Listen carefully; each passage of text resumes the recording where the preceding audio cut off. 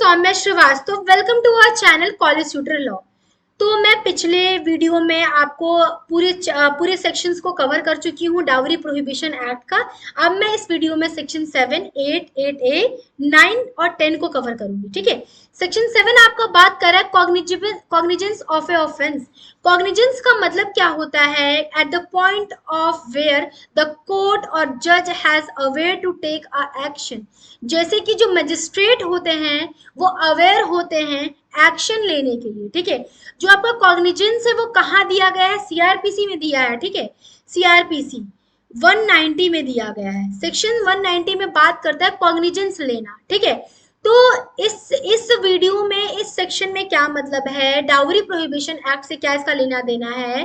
Section 7 बात कर रहा है cognizance of a offence only a metropolitan magistrate. Metropolitan magistrate का मतलब यहाँ जो है वो जुडिशियल मजिस्ट्रेट है, वो लार्जर सिटी में मेट्रोपॉलिटन मजिस्ट्रेट हम कहते हैं। ठीक है। ठीक है। और judicial magistrate of the first class. ठीक है। हमारी हायरार्की होती है, जुडिशियल मजिस्ट्रेट फर्स्ट क्लास होता है, सेकंड क्लास होता है, पर जो डावरी रिलेटेड केस होंगे, ठीक है, उनका जो कॉग्निजेंस लेगी, कौन लेगी? जज जो लेंगे। वो कौन लेंगे? जुडिशियल मजिस्ट्रेट के, जो जुडिशियल मजिस्ट्रेट फर्स्ट क्लास के होते हैं वो लेंगे, ना कि सेकंड क्लास वाले लेंगे। Judicial magistrate first class cognizance लेंगे डाउरी रिलेटेड ऑफेंस। ठीक है। Can try offence under this act, a court can only take cognizance of a dowry related offence. ठीक है। अब there is a police report, a complain is a made by अगर कोई police report होती है, ठीक है, तो या तो complaint is a made bye aggrieved person. कोई अग्रीव्ड पर्सन है, अग्रीव्ड मान लीजिए कोई विमेन है, वाइफ है, वो जाके क्या करती है? वो कंप्लेन करती है। तो उस बेसिस पे कॉग्निजेंस जो लेगा, कौन लेगा? मेट्रोपॉलिटन मजिस्ट्रेट और जुडिशियल मजिस्ट्रेट फर्स्ट क्लास। ठीक है। अगर कोई रिलेटिव्स, अगर recognised welfare institution organisation, welfare institution organisation, यहाँ पे जैसे कि बहुत सारे एनजीओज होते हैं, ठीक है, एनजीओज होते हैं, तो वो क्या करते हैं कि वो हेल्प करते हैं इस चीज को।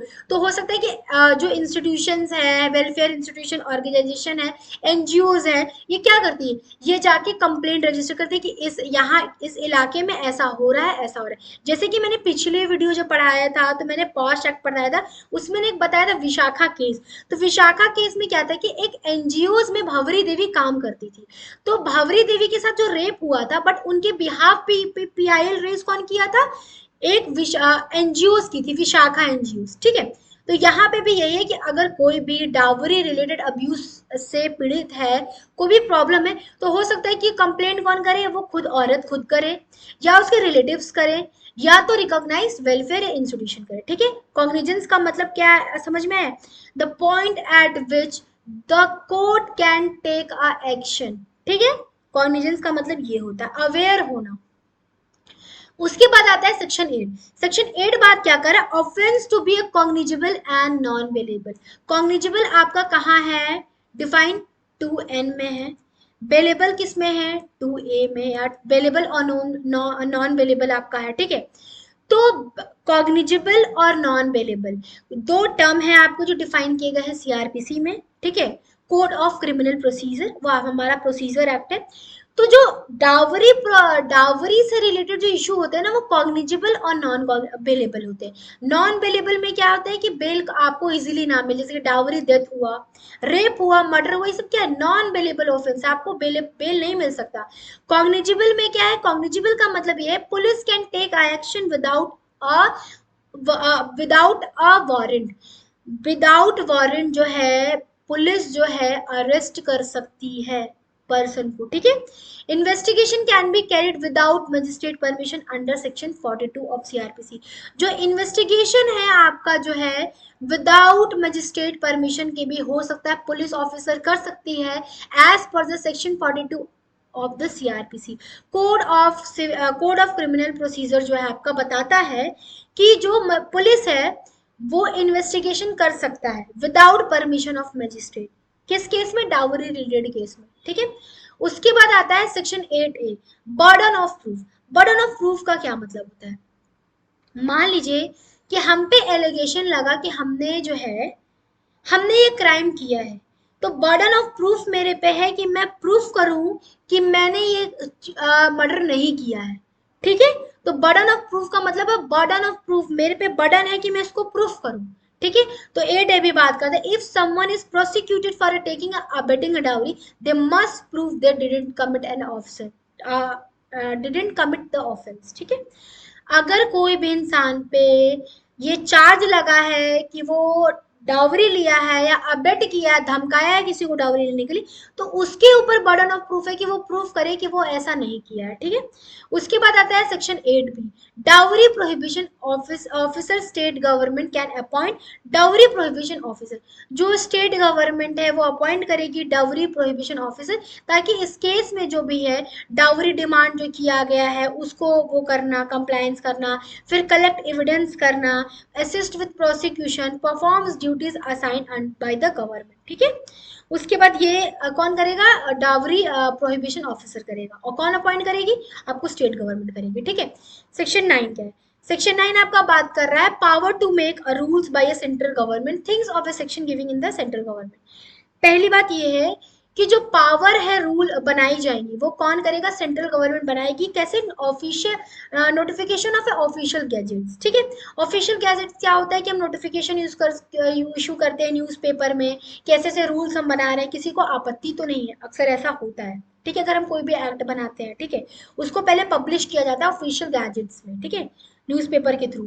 तो मान लीजिए तो इसमें कोई भी रूल्स बनाएंगे, तो रूल्स बनाने के बाद ऐसा नहीं है कि वो बना दी और उसको रेटिफाइड हो जाएगा, पहले दोनों हाउस में, दोनों हाउस ऑफ पार्लियामेंट में वो पेश किया जाएगा और presented to both house of Indian parliament, और पार्लियामेंट के पास चांस है कि वो रिव्यू करे इस दिस रूल्स को, they can agree with them, then change them and even decide they shouldn't exist. वो उसके ऊपर डिपेंड करता है कि वो इम्प्लीमेंट करे ना करे, एग्जिस्ट करता है या नहीं। If the both house agree और चेंज और decide against the rule will be only effect to the change. अगर पार्लियामेंट अलाउ करती है चेंज करने को तो ही होगा, अगर वो मॉडिफिकेशन चाहती है तो मॉडिफिकेशन कर सकती है, तो ही होगा। तो सेंट्रल गवर्नमेंट क्या है, एक मैनुअल तैयार करेगी डाउरी प्रोहिबिशन एक्ट का, और पार्लियामेंट में क्या करेगी, वो भेजेगी, और पार्लियामेंट जो है उसको रेटिफाइड करेगी।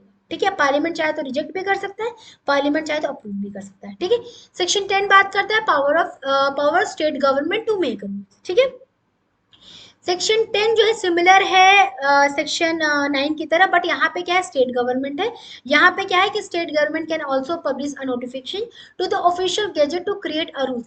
हर स्टेट में क्या है, अपने अपने रूल्स होते हैं डाउरी प्रोहिबिशन, ऐसा नहीं है डाउरी प्रोहिबिशन एक्ट है, बट जो स्टेट है ना अपना रूल्स रेगुलेशन बना सकती है इसके लिए। ठीक है, तो वो क्या करेगी, ऑफिशियल गैजेट में वो भी भेजेगी। ठीक है, उसके बाद क्या होगा कि the limits and condition under the dowry prohibit they can use the power also related to section 8B, जैसे कि बैन और एडवर्टाइजमेंट 8B था आपका, कि वो क्या क्या रूल्स रेगुलेशन लगाएगी, कंडीशन सेट करेगी। ठीक है, उसके बाद every rule made by the state government must be present in the state legislature, Vidhan Sabha Vidhan Parishad में वो पेश करेगी।